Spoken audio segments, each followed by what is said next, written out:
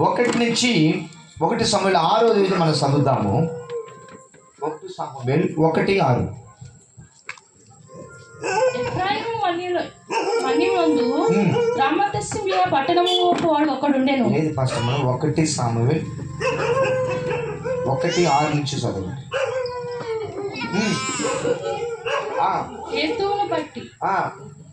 హేతువును బట్టి ఆమె వారి వైని పెనమా ఆమెను విసికించుటకై ఆమెకు కోపం కోపం వచ్చినప్పుడు ఎల్కానా ఆమెకు ఏటా ఆ రీతిగా చేయిస్తుండగా హన్నా యెహోవా మందిరం పోయి ఆమె ఆ కోపం పుట్టించును కనుక ఆమె భోజనం చేయక ఏడ్చుచూ వచ్చేది. ఎట్లా అన్నానికి ఒక బిడ్డలైన ఒక స్థితి ఉన్నప్పుడు